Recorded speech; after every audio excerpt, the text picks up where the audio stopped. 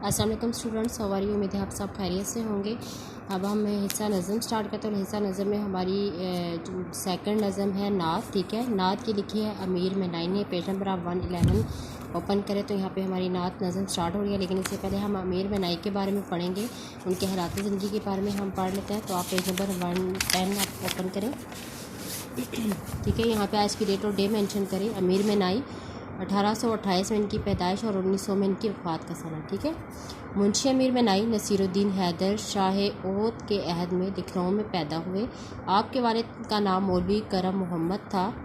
आप हज़रत मखदूम शाह मीना लखनऊ की औलाद से थे, इसीलिए अपने नाम के साथ आप मनाई लिखते थे। ठीक है, आपने इब्तदाई तालीम मुंशी सादुल्ला रामपुरी से हासिल की। बाद आज़ाद तालीम की तकमील के लिए उलमाए फ़रंगी महल के मदरसे में दाखिल हुए। मुंशी मुज़फ़्फ़र अली असीर से शायरी भी में इस्लाह ली आपने। कम उम्री में ही आपने शायरी में बहुत बुलंद मुकाम हासिल कर लिया था। अब भी आपकी उम्र 20 साल थी कि नवाब वाजिद अली ख़ान ने अपने दरबार में तलब किया और कलाम सलाम। 42 साल रामपुर के नवाब यूसुफ अली ख़ान और नवाब कल्ब अली ख़ान के उस्ताद रहे। आखिरी ज़माने में नवाब मिर्ज़ा दाग ने उन्हें हैदर आबाद बुलवाया। वहाँ जाते ही बीमार हो गए और उसी बीमारी के दौरान आप सन 1900 में आपका इंतकाल हो गया। ठीक है, ये तो थे उनके हालात ज़िंदगी। आइए अब हम पढ़ते हैं अमीर मनाई के असलूब निगारिश। ठीक है, कि उसके उनके कलाम में क्या क्या खसूसियात थी। अमीर मनाई का शुमार अपने अहद के कादरुल कलाम शायरों में होता है। उन्होंने तमाम असनाफ में शायरी की, मगर गज़ल और नात की तरफ रुझान उनका ज़्यादा रहा। ठीक है, आपकी शायरी ज़ुबान और बयान की खूबियों और फ़िक्र व ख़याल की रहनाइयों का मजमुआ है। उनकी नातों में आवर्त के मुकाबले में आमद का रंग गालिब है। ठीक है, उन्होंने मुहावरात और सनाया को इस उम्दगी से बढ़ता है कि कलाम में कहीं तसना पैदा नहीं होता। उन्होंने अल्फाज और तरकीब का इस्तेमाल भी मोहतात होकर किया और ख़तुल इम्कान, सादगी और रवानी का पहलू पेश नज़र रखा है। उनकी नातों में दर्द असर और सोज़ो गदाज की उम्दा मिसालें मिलती हैं। उनकी तारीख में 2 इश्किया दीवान है, मरातुल खैब सनम खाना इश्क, और एक नातिया दीवान है, मोहम्मद ख़ातमुन नबीयीन सल्लल्लाहु अलैहि वसल्लम शामिल है। ठीक है, उन्होंने शायरों का एक तस्करा इंतखाब यादगार के नाम से मुरतब किया। उनका नाम तमाम लुग़त अमीरुल लुग़ात भी उनका एक अहम इल्मी कारनामा है। ठीक है, ये तो थे उनके हालात ज़िंदगी और उनके असलूब निगारिश की खसूसियात और उनकी अहम तस्नीफ़। और ये आप चैप्टर अपने याद करना है।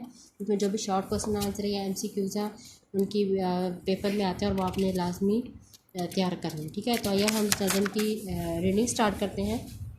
पेज नंबर 11 आप ओपन करें। नात आपको पता है, आपने पढ़ा है कि ऐसी नज़म जिसमें हज़रत मोहम्मद सल्लल्लाहु अलैहि वसल्लम की तारीफ़ बयान की जाए। ठीक है, कि उनकी ज़ात और सिफ़ात बयान की जाए। तो आइए हम इस नज़म की रीडिंग करते हैं। सबा बेशक आती मदीने से तू है, कि तुझ में मदीने के फूलों की बू है। सुनी हमने तोती और बुलबुल की बातें, तेरा तस्करा है तेरी गुफ्तगू है। जीऊँ तेरे दर पर मरूँ तेरे दर पर, यही मुझको हसरत यही आरज़ू है।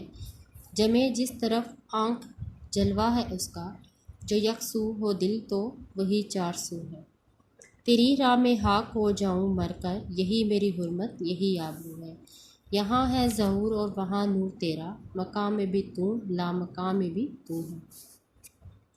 जो बेदाग लाला जो बेखार गुल है, वो तू है वो तू है वो तू है वो तू है। ठीक है, ये नात है मोहम्मद ख़ातमुन नबी से ली गई है, नबीन से ली गई है। ठीक है, तो ये अब हम इसकी एक्सप्लेनेशन करते हैं। सबा किसे कहते हैं?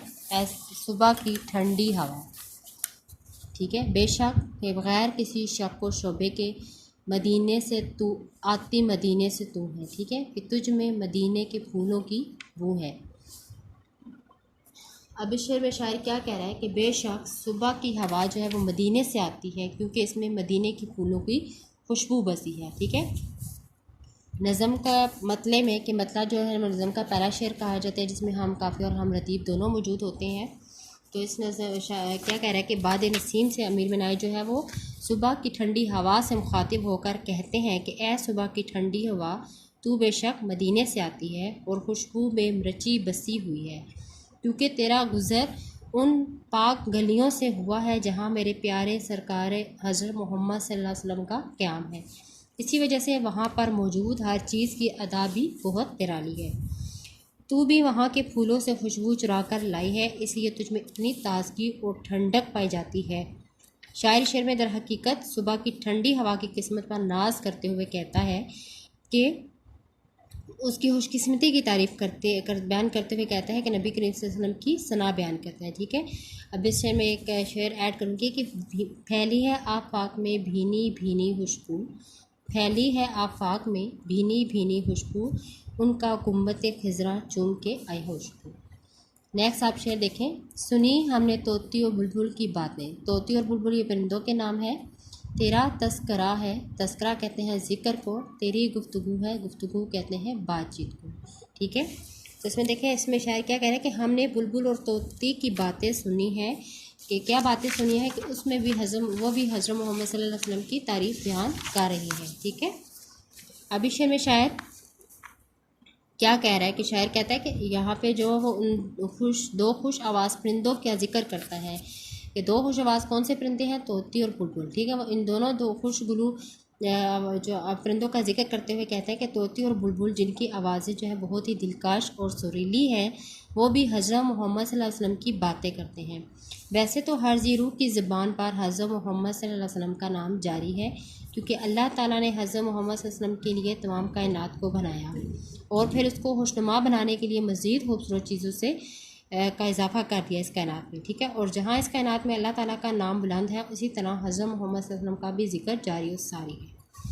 बकौल ख्वाजा में दर्द, ये मेरा जी है जब तक तेरी जुस्तजू है, ज़बां जब तलक है तो यही गुफ्तगू है।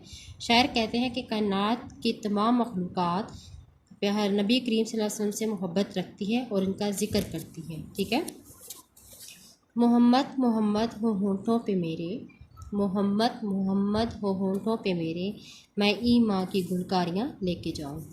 ठीक है, आपको पहले दो अशार समझ आ गया। ये अब हम नेक्स्ट शेर पे चलते हैं। जीऊँ तेरे दर पर, मरूँ तेरे दर पर, यही मुझको हसरत यही आरज़ू है।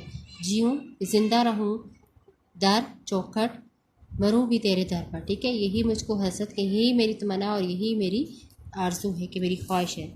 शायर की ख्वाहिश है कि वो नबी करीम सल्लल्लाहु अलैहि वसल्लम के रोज़े मुबारक पर हाजिर हो और वहीं सारी उम्र बसर करे और वहीं उसकी मौत आ जाए। ठीक है, ये तो हर एक की हम सब की ख्वाहिश होती है कि नबी करीम सल्लल्लाहु अलैहि वसल्लम के रोज़े मुबारक पर जाए, वहाँ ही हम रहें, सारी ज़िंदगी हम उधर ही गुजार दें और हमारी मौत भी वहीं ही हमें नसीब हो। तो शायर के दिल में नबी करीम सल्लल्लाहु अलैहि वसल्लम की मोहब्बत बहुत ज़्यादा है। वो उनके दिल में ये हसरत है कि वो नबी करीम सल्लल्लाहु अलैहि वसल्लम के रोज़े मुबारक पर हाज़िरी दे और फिर अपनी तमाम उम्र वहीं बसर करें। शायर को ये यकीन है कि ये ज़िंदगी एक दिन ख़त्म हो जानी है और ये ज़िंदगी आर्ज़ी है, इसलिए शायर अपनी ज़िंदगी के बकिया याम रोज़ा मुबारक पर नबी करीम सल्लल्लाहु अलैहि वसल्लम की याद में बसर करना चाहता है। ठीक है, और उसने अपनी सारी ज़िंदगी बहुत सी ख्वाहिशात और आर्ज़ुओं को इकट्ठी करके वो उसने रखा हुआ है। एक ख्वाहिश मुकम्मल करने के बाद ये इंसान की फितरत में होता है कि एक इंसान की एक ख्वाहिश पूरी होती है तो वो दूसरी ख्वाहिश के पूरा होने की कोशिश में लग जाता है और इसी तरह ये ज़िंदगी इख्तिताम पजीर हो जाती है। ठीक है, लेकिन वो ख्वाहिशात जो तो होती हैं वो ख़त्म नहीं होती। शायर के दिल में शिद्दत से ये आरज़ू है कि वो सिर्फ़ और सिर्फ आप सल्लल्लाहु अलैहि वसल्लम के रोज़ा मुबारक पर अपनी ज़िंदगी बसर करे। जमे जिस तरफ आँख जलवा है उसका जलवा ज़ाहिर होना, जो यकसू हो यकसू एक जगह, दिल तो वही चार सू है चारों तरफ। जिस तरफ आंख उठाएं उधर हज़रत मोहम्मद सल्लल्लाहु अलैहि वसल्लम का ही जलवा नज़र आता है और अगर दिल भी इस तरफ लगाया जाए तो आप सल्लल्लाहु अलैहि वसल्लम ही नज़र आते हैं। ठीक है, तो इस शेर में शायर क्या कह रहा है कि शायर कहता है कि अल्लाह ताला ने जब नबी करीम सल्लल्लाहु अलैहि वसल्लम को तख्लीक किया तो ये तमाम कायनात भी उसके लिए तख्लीक की और मज़ीद खुशनुमा बनाने के लिए खूबसूरत अशिया से उसको मुज़य्यन किया। कायनात का ज़र्रा ज़रा नबी करीम सल्लल्लाहु अलैहि वसल्लम की मरहून मदद वजूद में आया, यानी उनके लिए सब कुछ तख्लीक किया गया। इसीलिए हर ज़रा आप वसल्लम की सना में मसरूफ़ अमल है। यानी ये यहाँ पे शायर की क्या मुराद है कि नबी करीम सल्लल्लाहु अलैहि वसल्लम दोनों जहानों के लिए रहमत बन कर आए। वो इसलिए कि हर तरफ उनकी रहमत को, इसलिए जो उनकी रहमत के जो जलवे हैं वो हर तरफ हमें नज़र आते हैं। जो लोग अपने दिल में आप वसल्लम को और आप वसल्लम की मोहब्बत को बसा लेते हैं वो इस आर्ज़ी कायनात से किनारा कश हो जाते हैं, फिर उनको हर तरफ जो है वो आप वसल्लम का ही जलवा नज़र आता है।